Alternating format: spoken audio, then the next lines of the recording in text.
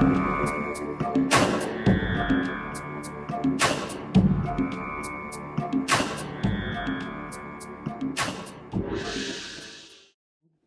I ask you a question that you are not going to answer? Oh, all right. Oh, that sounds challenging. Okay. A question I'm not going to answer.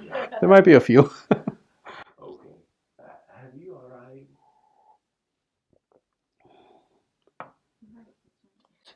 That is, you're right. I'm not going to answer that.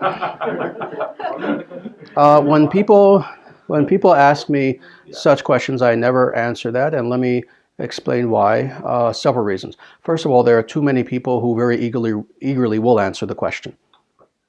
Too many people who will outright say, "Oh, I am an enlightened being." Um, this is your first time here. For individuals who have been coming for some time, they know one of my spiritual and philosophical pet peeves are individuals who claim to be enlightened when they are not. Sure. And the vast majority of individuals who claim to be enlightened are not. But somehow. Oh, sure, of course. There are always exceptions. But what we have seen throughout history, and specifically the history of, again, this tradition known as Sanatana Dharma, is that when an individual is enlightened, number one, there is no purpose for them saying so. Number one. Number two, as far as other individuals observing that person, the way that they can know best is not by asking the person, but by observing the person. Because you see, you can go up to any egotistical person and say, "Hey, are you the smartest guy on earth?" And of course they'll say yes. What is more important than listening to what a person claims about themselves, because anyone can claim anything about themselves, is watching the person, observing the person, listening to the person, understanding the qualities of that person, and determining for yourself whether that individual is enlightened. And now this leads to number three. Let's say you have indeed determined whether that person you're addressing is indeed an enlightened being. How does that help you?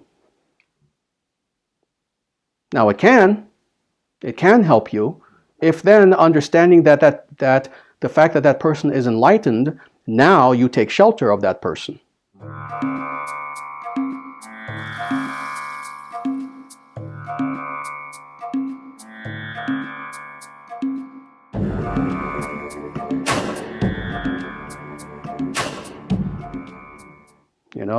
In other words, and this is the example that I like to give, you meet a Jesus, you meet a Buddha, you meet a Rishi, you meet an enlightened being. What do you do then? Do you just shake hands and say, "Hey, nice to meet you. It's so wonderful to meet a being who is literally like a deva, who is literally greater than the gods, because they have emptied themselves of ego and they are filled with God's grace? Nice to meet you," and you keep going on your way? Or do you fall at that person's feet and say, "Please teach me, please instruct me, please share with me that inner realization that you have had"? What do you do?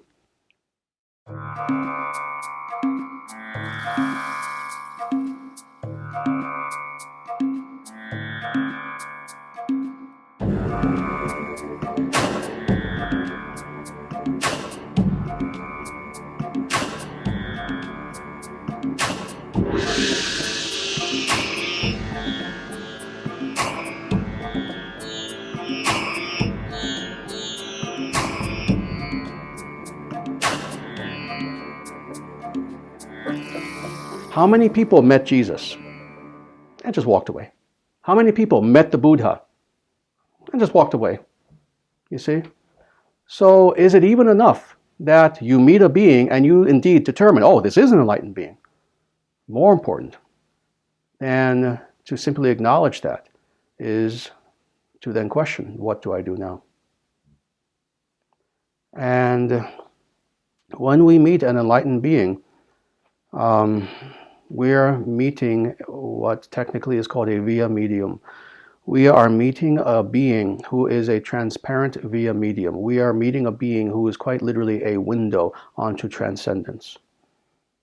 That being the case, we indeed have the ability to now see very clearly what is the truth. Now again, this is the amazing thing about free will, which is an attribute of our soul, this free will that God gave us, because God is the ever free. And we, being made in God's image, we also have a modicum of free will. This is the thing. We can encounter such a being and not allow it to affect us at all, and just continue to be like a stone and just go on with our lives. Or, right then and there, we can do something about it. You know, in our tradition, we believe in a concept that is called avatara. That is the idea that God himself descends upon the earth. The last avatara was Bhagavan Sri Krishna. He was here 5,100 years ago. It's said that when God himself was on earth, those who had the eyes to see would see him and would fall at his feet and worship. Those who were demonic would immediately go for their swords and want to kill him. Right. Not an enlightened being, God.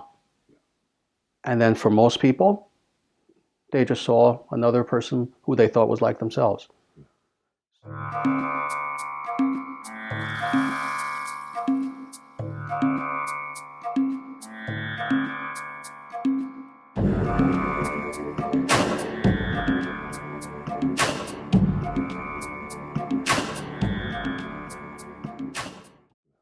So, when we develop the vision to see transcendence in any form, either in another person, for that matter, anywhere, when we develop that vision, then we have the ability to do something with that vision that will benefit us. You know? This is why, again, not just with another living being, you know, people who know me know I love nature. I can't stand it when it's cold out because I can't go into nature and take walks. Some individuals will look upon nature and what do they see? Oh, property, real estate. Other individuals will go into nature and they'll appreciate it, but they appreciate it in a selfish way. Oh yes, hey, it's a place where I can camp and go hunting and do this and do that, blah, blah, blah.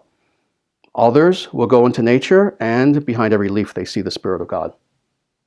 They see Dharma. Again, vision. Vision.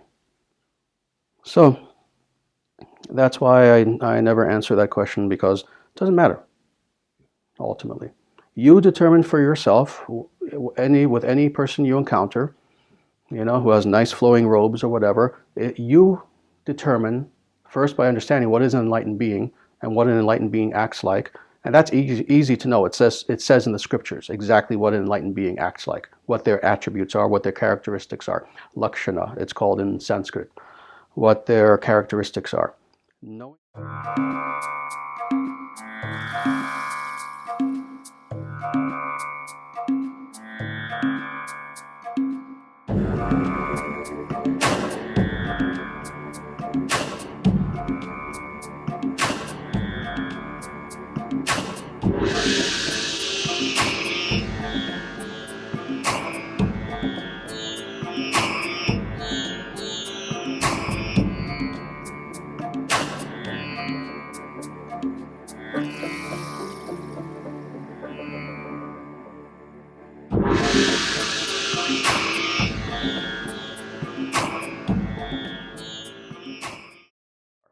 Knowing those characteristics, observe a person.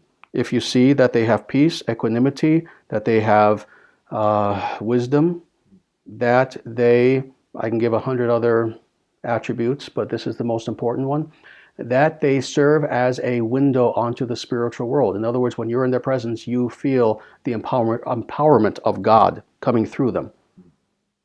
Not the empowerment of some spirit, not the empowerment of God knows what. No, the empowerment of goodness, the empowerment of that source of all reality coming through them in such a way that it affects you.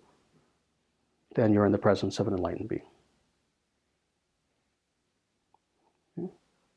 Acharya.